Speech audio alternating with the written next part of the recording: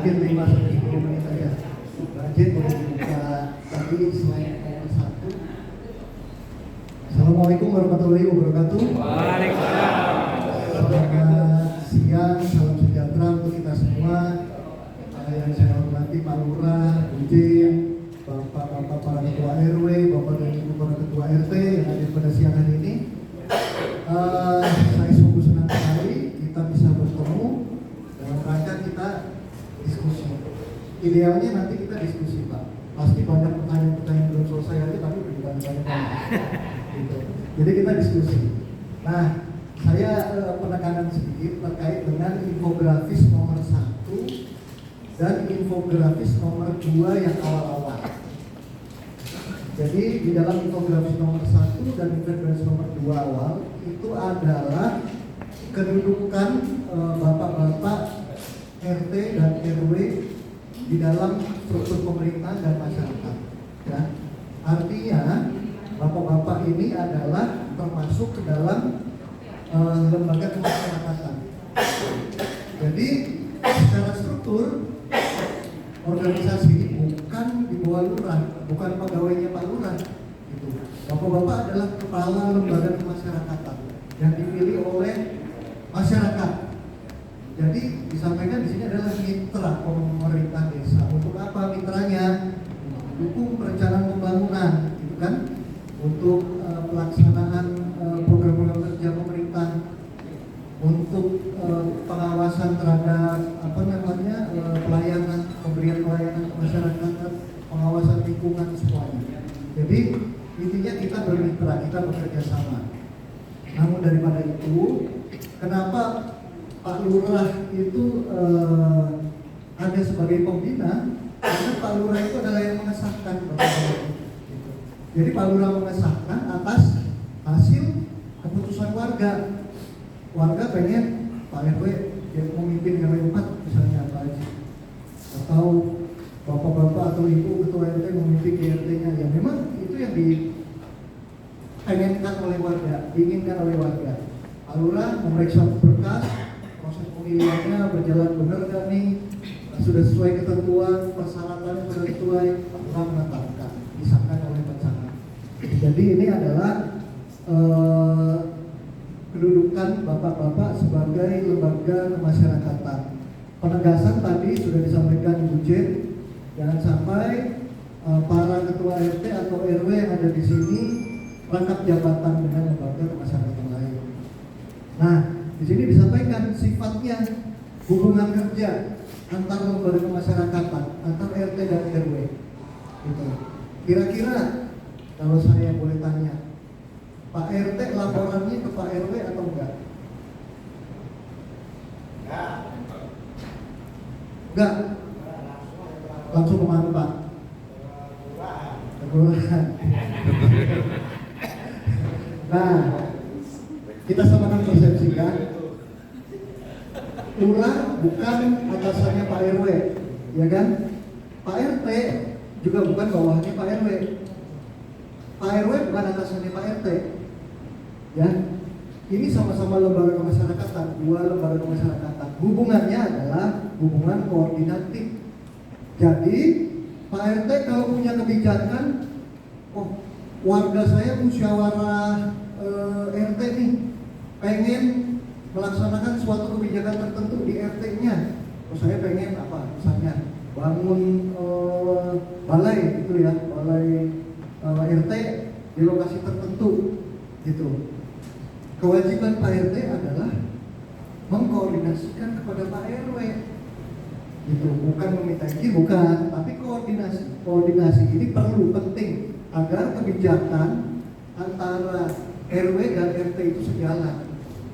Jangan sampai, wah itu lahan kosong, mau saya bangun sekretariat RW, kok RT mau di situ juga, jangan hutang tuh, gitu kan? Jadi ini adalah dari sisi hukum ini sifatnya koordinasi, ya. Jadi Pak RT harus ngomong ke Pak RW, Pak RW ini lokasi di sini mau saya bangun jadi pos RT. Ah itu cakep, kalau dibantu Pak RW, dibantu Pak RW. Nah, Jangan sampai kebijakan-kebijakan yang diambil di tingkat RT bertentangan dengan kebijakan di tingkat RW. Pertanyaan saya selanjutnya, kalau misalnya ada kebijakan yang bertentangan di tingkat RT, RT mau bikin 17-an misalnya di sini, RW mau bikin 17-an secara keseluruhan gitu ya. Pak RT nggak mau, saya mau bikin sendiri, nggak mau ikut RW. Penyelesaiannya bagaimana? Ada yang boleh berpendapat? Silakan. Diskusi. Kedua belah pihak. Itu kalau 17-an urusannya enteng. Kalau urusan yang lebih berat, gimana Pak? Kalau keseluruhan ya bisa digeser aja. Jadi kalau ada permasalahan antara RT dan RW diputuskan melalui musyawarah RW. Nah, makanya di infografis kedua, Ujen, infografis kedua, di sini disampaikan bahwa walaupun tadi saya sampaikan hubungan antara RT dan RW adalah koordinatif, itu ya, Pak RT bukan bawahannya Pak RW, Pak RW juga bukan atasannya Pak RT, tapi Pak RT itu adalah bagian dari RW. Jadi kebijakannya jangan saling bertentangan, ya kan? Tadi disebutin Ujen bahwa pembentukan RT itu dihadiri atau ditetapkan oleh musyawarah yang dihadiri warga di lingkup itu, ditetapkan oleh lurah. Nah, RT itu RW terdiri dari paling sedikit 8 RT. Nah, ini kan adalah bukti bahwa RT itu adalah bagian dari RW. Lalu pembentukannya pun kalau RW tadi yang RT RW dibentuk oleh musyawarah di tingkat RT, kemudian diusulkan kepada lurah untuk ditetapkan misalnya pembentukan RW baru. Tapi kalau di Senayan Barat tidak ada. Kemarin ada pemecahan ya, pemecahan RW berapa 5 ya, 14 RW 8 jadi RW 8 dan 17 sebelumnya itu ya. Nah, tadi yang disampaikan jawabannya betul bahwa kalau ada permasalahan semuanya ditentukan di musyawarah RW. Musyawarah RW ini adalah musyawarah di lingkup RW yang dihadiri para ketua RT dan tokoh-tokoh masyarakat yang sudah dipilih di tingkat RT. Jadi diselesaikan di situ. Maunya gimana nih, gitu kan? Kalau keputusan musyawarah RW mayoritas pengen, tapi ya contohnya kan contohnya dengan kita 17 Agustusan di RW aja, gitu ya. Yang RT yang kalah suara misalnya, yang sedikit yang kalah suara, ya harus menghormati, itulah demokrasi. Kan negara kita mengajarkan seperti itu. Demokrasi ketika memang sudah diputuskan dalam musyawarah, ya kita harus mentaati. Jangan tetap bersikukuh bahwa saya RT, saya bukan bagian dari RW, gitu ya. Bahwa peraturannya pergubnya menyatakan begitu, gitu ya. Memang tidak disebutkan RT bagian dari RW, tapi poin-poin pasal-pasal yang saling berkaitan itu adalah satu kesatuan. Jadi kalau kita membaca aturan dan undang-undang itu antara pembukaan, batang tubuh, penutup, lampiran, gitu ya. Mungkin Pak RW 1 paham sekali bagaimana cara membaca undang-undang. Itu adalah satu kesatuan yang utuh. Nggak boleh kita ngambil satu pasal per pasal doang. Yang cocok di kita pasalnya ini diambil. Gitu. Oke, lanjut. Infografis selanjutnya adalah terkait dengan tugas-tugas tadi ya, kewajiban hak RT RW next. Ini ya.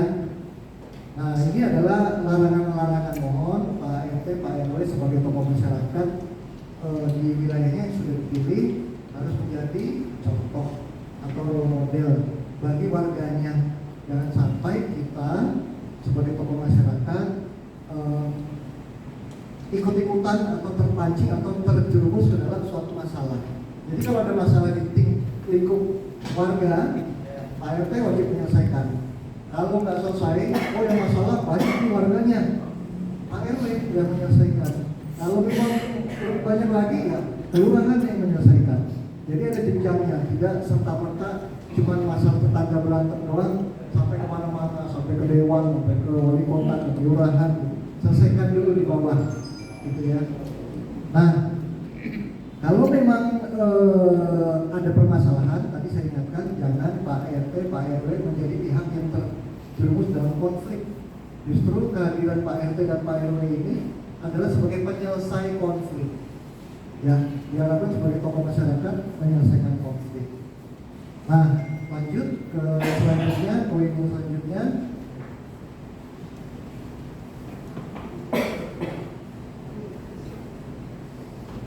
Lanjut, next. Oke, lewat. Nah, ini Kemgub 522 tentang pemberian uang penyelenggaraan tugas dan fungsi rukun tetangga. Jadi yang disampaikan Ibu Jenny tadi itu adalah laporan keuangan yang uang operasional yang diterima Pak RT dan Pak RW yang 3.190 dan 25 dan 2.500.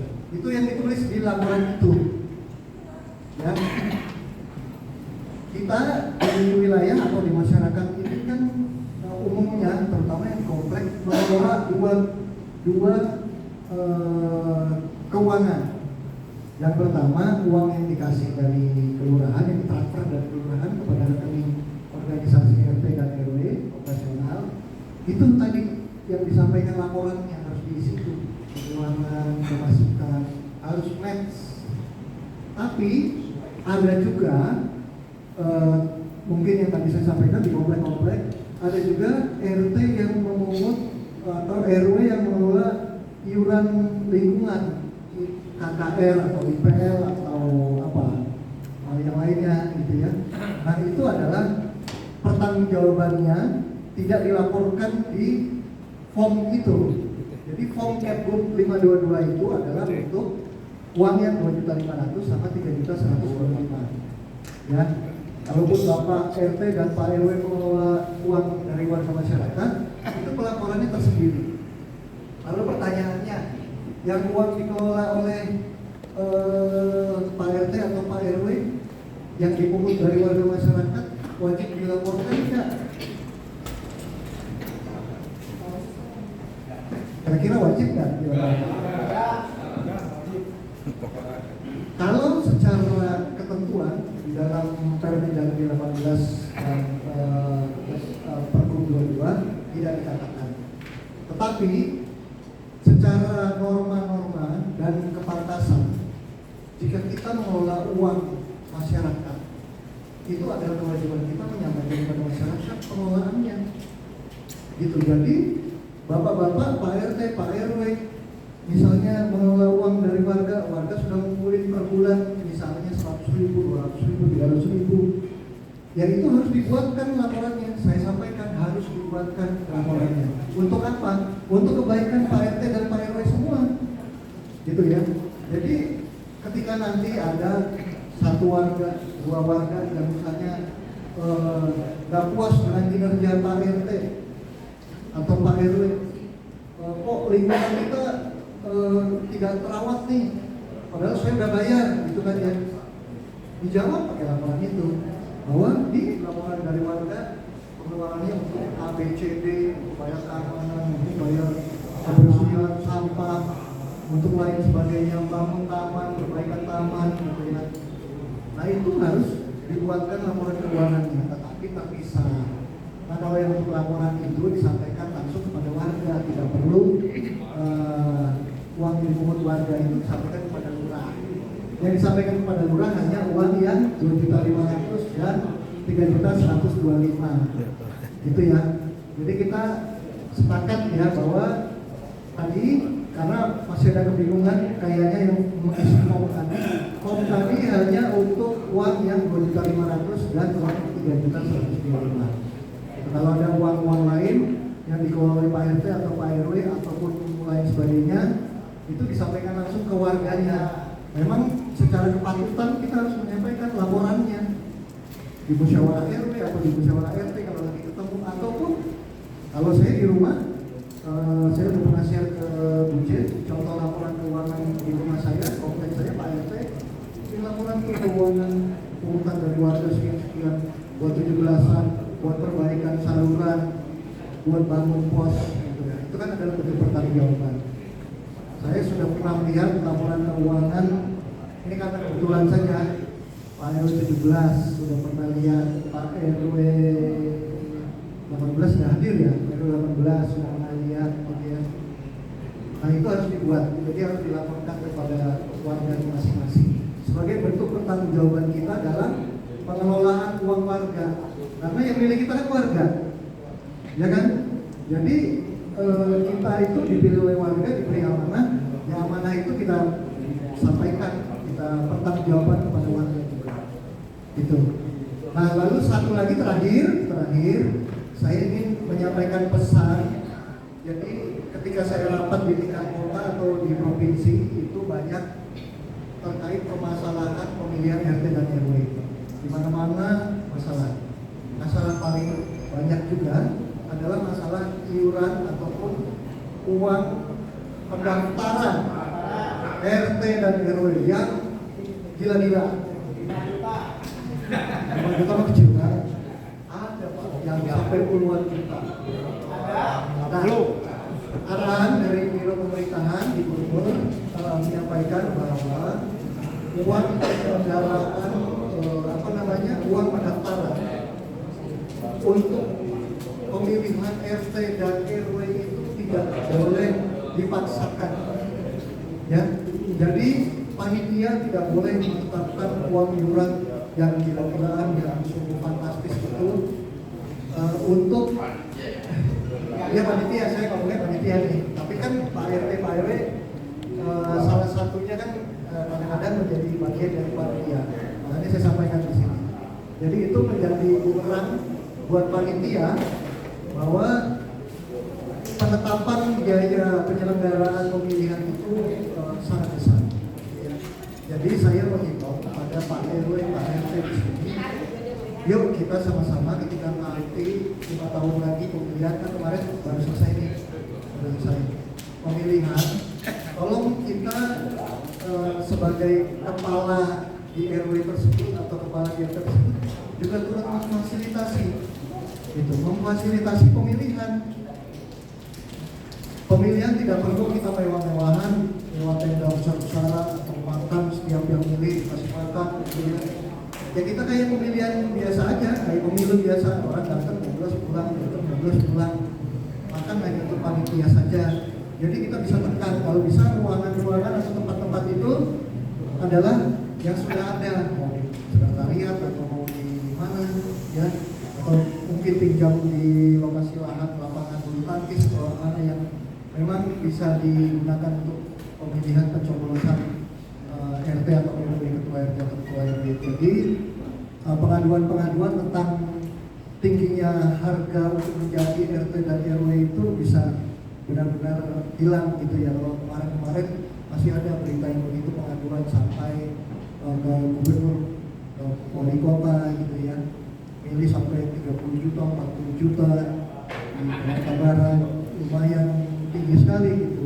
Dan salah satunya teknik untuk disampaikan bahwa teknik untuk meninggikan itu juga salah satu bagian untuk mengurangi calon yang mendaftar gitu. Itu tidak boleh gitu.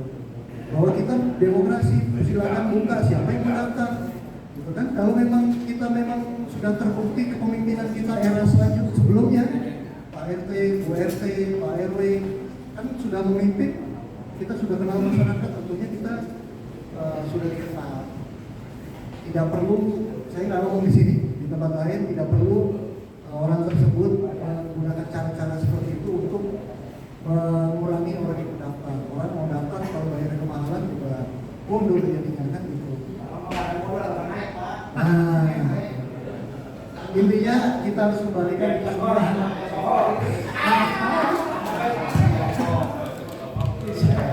Supaya kembali 9. Jadi itu yang tidak boleh. Kami berkewajiban menyampaikan. Ya, mudah-mudahan itu bisa diterapkan di Kelurahan Cengkareng Barat dan Kecamatan Cengkareng. Mungkin itu yang dapat saya sampaikan.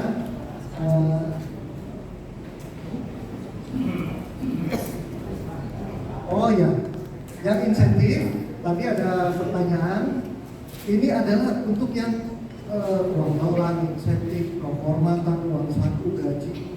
Ini adalah yang dilarang. Artinya selain itu boleh. Jadi gunakan bahasa-bahasa yang tidak ada kata-katanya uang malang, insentif, atau misalnya Pak RW nyuruh kadernya, misalnya rapat di wali kota ngasih uang bensin, ya uang bensin juga bagian dari uang saku, bahasanya diperhalus. Bahasanya misalnya penyelenggaraan acara apa waktu di wali kota itu apa, misalnya pembinaan apa gitu ya, pembinaan klimatik atau pembinaan bersamisma, laksananya itu dihaluskan. Jadi jangan uang transport, tetapi apa namanya partisipasi penyelenggaraan kegiatan pembinaan bersamisma di wali kota, gitu kan? Itu kan adalah bagian dari itu. Walaupun memang maksudnya begitu, tapi bahasanya dihaluskan. Jadi karena temuannya begitu. Kalau Pak RW 1 orang hukum udah paham yang dilarang itu tidak boleh. Gitu artinya kalau yang tidak dilarang ya boleh, silakan saja. Mungkin itu nanti sambil kita diskusi, sambil kita mencari solusi sama-sama atas permasalahan Bapak dan Ibu yang dihadapi di wilayah. Demikian saya akhiri, wassalamualaikum warahmatullahi wabarakatuh.